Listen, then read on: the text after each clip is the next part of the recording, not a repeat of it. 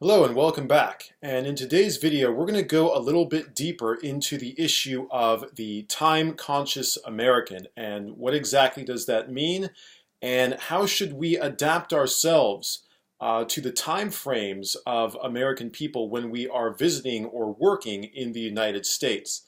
So first of all, what does it mean necessarily to be a time-conscious American? Well, that basically means that Americans value their time very much. So they are always scheduling events and they are always making sure that they are on time to each of their events and that they're not late or they're not too early. They want to be on time because, after all, you scheduled a particular time to arrive at a certain area or location or event.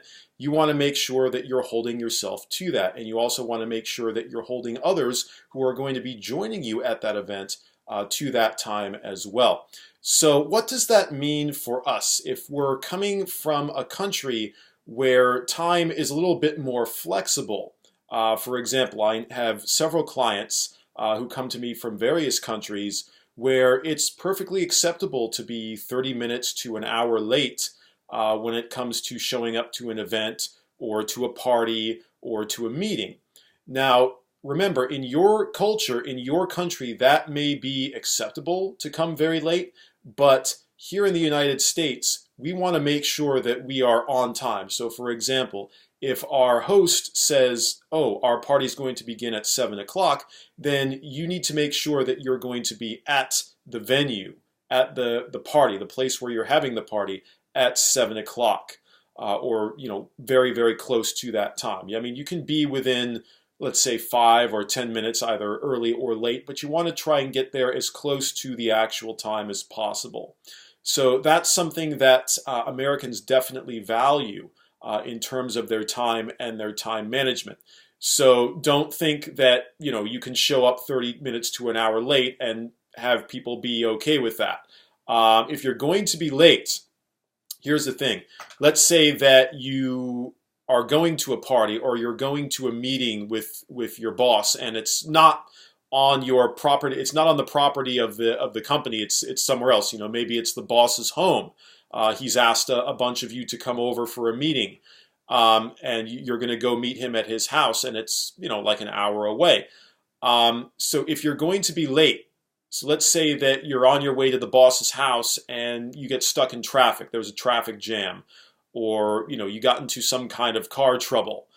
You want to be able to call ahead of time and let your boss know, or let the person know who you're going to meet, that you're going to be late. That is considered to be courteous behavior amongst Americans. So just make sure that you call ahead if you know that you're going to be late and give them a bit of a time frame on how long it's going to take to get there. So for example, if you've had car trouble and you've got somebody coming to fix your car and they say that they're going to be there in 30 minutes, well then you can tell your boss or you can tell the person who's hosting your event that, oh, I'm sorry, I'm going to be late. I'm going to be about 30 minutes late, so I just wanted to let you know that's why I'm not going to be there on time. So that's perfectly acceptable, and as long as you call ahead and you're able to let people know where you are, nobody's going to fault you for that. So another thing that we need to pay attention to when it refers to, or when we refer to time, is when and how long should we take to cancel appointments that we've made. So let's say that 2 weeks ago we made a doctor's appointment for the 25th, right? And the 25th is tomorrow. So you have to call and cancel the appointment. You shouldn't wait until the day of the 25th to call and cancel, because this does not give the doctor's office a whole lot of time to open up that time slot for somebody else to take again. And this is not just with doctor's appointments. This is also for just dates that we have, or scheduled appointments that we have with friends or bosses or colleagues. You want to give at least 24 hours notice. At least 24 hours. I actually prefer more like 48 hours notice. So that gives people enough time to alter their plans and open up their time slots for other activities, so that they don't have this big open window of time in their schedule now that you've canceled on them. So always be sure to give people enough notice. 24 to 48 hours is perfectly acceptable for that. So this is especially true when you're dealing in business or you're dealing in academic worlds, because it reflects upon you as a professional if you are not going to follow these established rules. So you want to really make sure that you pay attention to these customs while you're in the United States. Now, for parties, informal social gatherings amongst friends, at that point, it's a little bit more lenient. If you want to show up 15, 20 minutes late without announcement, that's a little bit more acceptable, depending on the host, of course. Some hosts will tolerate this, others will not.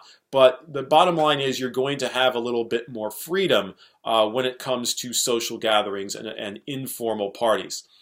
So another thing that we have to remember, and this actually doesn't have anything to do with time, but, well, actually it kind of does, is that when you go to a friend's house or when you go to a host's house for a party or a social gathering, you want to make sure that you bring some form of gift with you to the party, because this shows that you are being thankful to the person that's hosting you, and you also are thinking of them. So it's always a good idea to bring a small gift, such as a bottle of wine or something like that to a party, just to show the people that are hosting you that you are thinking of them. It's also very customary once you've been to a party afterwards to thank the people who hosted you for the event. You'll find that when you're here in the United States that Americans tend to thank each other profusely for all sorts of things. So you want to get into the habit of saying thank you after you go to these parties, just to let the host know that you appreciate and you care about what they have done for you. So those are some customs related to time-conscious Americans and also to American social gatherings. So I hope, again, that you found this to be very helpful for you, and we will see you next time for some more tips.